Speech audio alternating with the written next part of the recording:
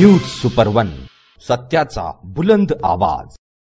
अशाच ताज्या, महत्त्वपूर्ण आणि मनोरंजक घडामोडी बघण्यासाठी सबस्क्राइब करा न्यूज सुपर 1। सध्याचे सरकार हे पूर्णपणे शेतकरी विरोधी असून त्यांच्या विरोधात आवाज उठविण्यासाठी श्रीरामपूर शिवसेनेतर्फे तहसील कार्यालयामध्ये आंदोलन करण्यात आलं। यावेळी तहसीलदारांना निवेदन देण्यात आलं। या आंदोलनावेळी शिवसैनिकांनी सरकारविरोधी घोषणा देऊन सर्व परिसर दणाणून सोडला। शिवसेनेचे उपजिल्हा प्रमुख सचिन बडदे यावेळी बोलताना म्हणाले की सध्याच्या सरकारने दुधाचे भाव पाडलेत। या खात्याचे दुग्ध विकास मंत्री नामदार राधाकृष्ण विखे पाटील आपल्या जिल्ह्यातील आहेत, तरी शेतकऱ्यांची अवस्था आज आहे। दुधाचे भाव 25 ते 28 रुपये लिटर झाले आहेत। पाण्याची बाटली 20 रुपयाला आहे।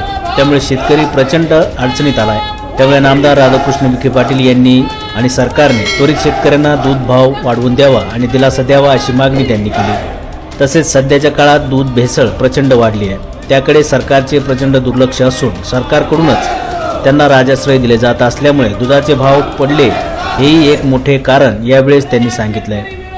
यावेळी शिवसेना तालुका प्रमुख लखन भगत हे बोलताना म्हणाले की आत्ताच कुठे शेतकऱ्यांना कांद्याच्या माध्यमातून थोडे पैसे भेटायला सुरुवात झाली होती, पण सरकारने निजामशाही निर्णय लागू करून निर्यात बंदी केली आणि पुन्हा शेतकरी अडचणीत आला। म्हणजे सरकार पूर्णपणे शेतकऱ्यांना कर्जबाजारी करून आत्महत्या करायला भाग पाडत आहे। यावेळेस तालुका प्रमुख राधाकिशन बोरकर, शेतकरी नेते सदाशिव पटारे यांनी पीक विमा आणि सोयाबीनचे रखडलेले अनुदान यावर सरकारवर ताशेरे ओढले। हे जे सरकार आहे शेतकरी विरोधी धोरण राबवत आहे, त्याच्यामध्ये प्रामुख्याने या सरकारने दुधाचे जे लोक शेतकऱ्यांचे दुधाचे भाव कमी झाले आहेत। आज 25 ते 28 रुपये लिटर दूध चालू आहे। पाण्याची बाटली 20 रुपयाला आहे।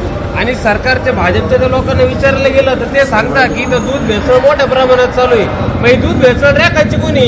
ते काम पण सरकारचंच आहे ना। दूध भेसळ हे स्वतः रोखत नाही आणि जे दूध भेसळ करणाऱ्यांना यांनी राजाश्रय दिलेला आहे।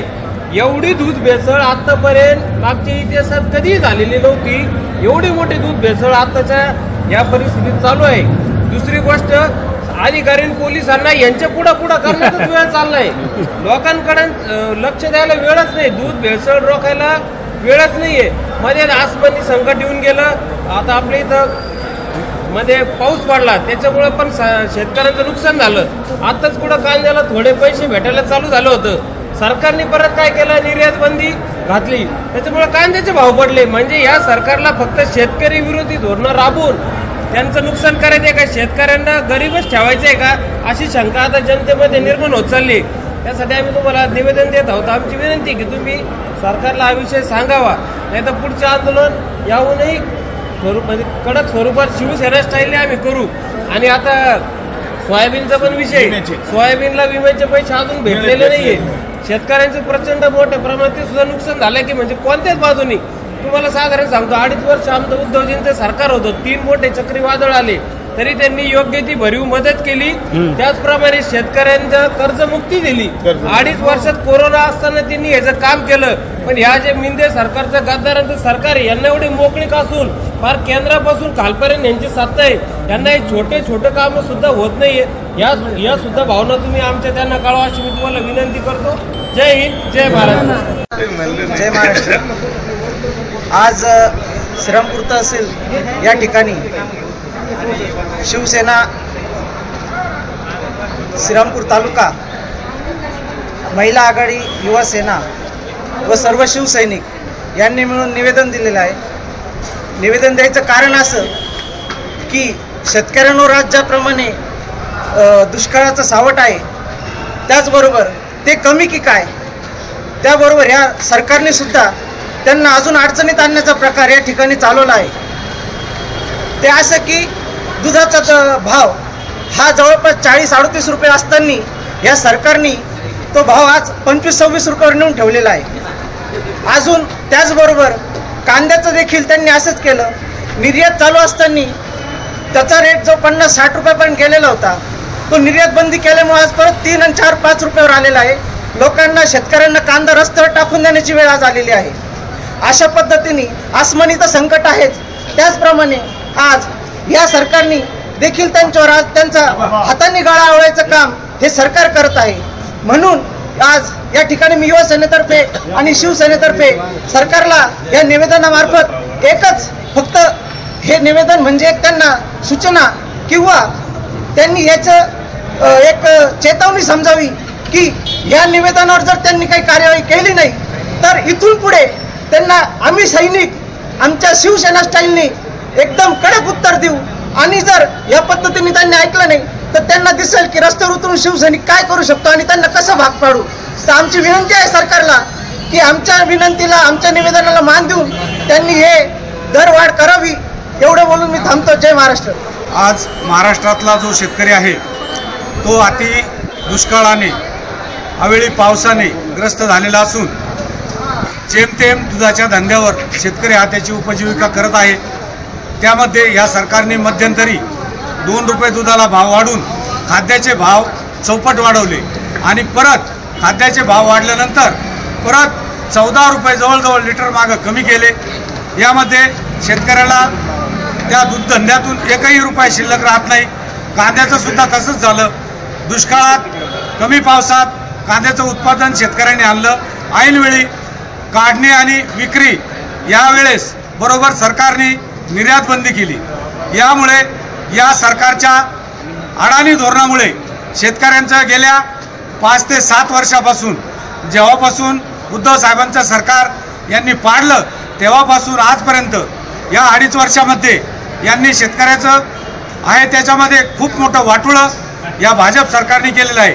तरी या भाजपच्या सरकारने जर केंद्रापासून इथपर्यंत जर त्यांचं सरकार आहे तर शेतकऱ्यांना दिलासा देण्याऐवजी उलट शेतीमालाचे भाव त्यांनी अत्यंत कमी केले. त्यामुळे शेतकरी हा दयनीय अवस्थेत सापडलेला असून आम्ही शिवसेनेच्या या सर्व पदाधिकाऱ्यांनी प्रत्येक तालुक्यामध्ये तहसील कचेरी आणि प्रांत यांना निवेदन देऊन या सरकारला जाग आणण्याचं काम आम्ही केलेलं आहे. यानंतर हे जर शक्य झालं नाही तर आमच्या शिवसेने स्टाईलने आम्ही पुढील आंदोलन करणार आहोत. आज निवेदन देण्याचं कारण असं की दुधाची भाव यांनी अत्यंत कमी केली. 38 रुपयाचा भाव यांनी 26 रुपयावर आणला. आज सुगराचे पैसे फेटत नाही, चाऱ्याचे पैसे फेटत नाही, मजुरीचे पैसे फेटत नाही. पाण्याची बाटली 20 रुपयाच्या पुढे चालली आणि दुधाला भाव नसल्यामुळे शेतकरी बेसुधडीला चालला. यांनी कपाशीचे भाव कमी केले. सोयाबीनचे 5,000वर भाव गेलेले यांनी 4.5 केले. ऊसाचं इथेनॉल यांनी बंद केलं आणि प्रत्येक वेळेस हे सरकार शेतकऱ्याला मेटाकुटी सांगते. शेतकऱ्याचे दरवेळेस हे भाव कमी करतं. शेतकऱ्याला आत्महत्या केल्याशिवाय पर्याय नाही. या सरकारने शेतकऱ्याचा विचार केला पाहिजे. आज हे निवेदन दिलं. दुधाला भाववाढ झाली नाही, सोयाबीनचे भाववाढ झाली नाही आणि विम्याचे पैसे अजून शेतकऱ्याला मिळालेले नाही. तर इथून पुढे गारपिटीचे पैसे अजून मिळालेले नाही. काल विम्याचे पैसे काही जणांना एका गावात 10 लोकांना आले, बाकीच्या लोकांना आलेले नाही. तर याच्यापेक्षाही तीव्र स्वरूपाचे आंदोलन इथून पुढे करण्यात येईल आणि त्यांना शिवसेना स्टाईलने उत्तर देण्यात येईल. सरकारने जरूर या गोष्टीचा विचार करावा, अन्यथा शिवसेना स्टाईलने त्यांना उत्तर देण्यात येईल. यावेळी उपजिल्हा प्रमुख सचिन बडदे, तालुका प्रमुख राधाकिसन बोरकर, तालुका प्रमुख लखन भगत, शहर प्रमुख रमेश घुले, उपशहर प्रमुख रोहित भोसले, शहर सचिव राहुल रणधीर, युवा सेना शहर प्रमुख निखिल पवार, शेतकरी नेते सदाशिव पठारे, मच्छिंद्र पठारे, वाहतूक सेना शहर प्रमुख यासिन सय्यद, ॲडव्होकेट सुभाष जंगले, ॲडव्होकेट श्याम खर्डे, महंताजी यादव, शिव अंगणवाडी जिल्हा प्रमुख शारदाई कदम, अनुराधा आहेर, शांताबाई सुतार, आताबाई गुड्डे, खंडेराव पठारे, तालुका संघटक किशोर ढोकचवळे, संदीप जगदनी, दीपक फुले, स्वप्नील साबळे, शरद केळे, दिनेश पोपळगट, स्वप्नील काळे, नवनाथ गोरे, प्रवीण शिंदे, महेंद्र खैरे, रणदीप शुभम, सागर हारके, शिवाजी सिनारे, राधाकिसन डांगे आदींसह इतर शिवसैनिक आदी मोठ्या संख्येने उपस्थित होते. न्यूज सुपर 1साठी वृत्तसंकलन विभाग, श्रीरामपूर.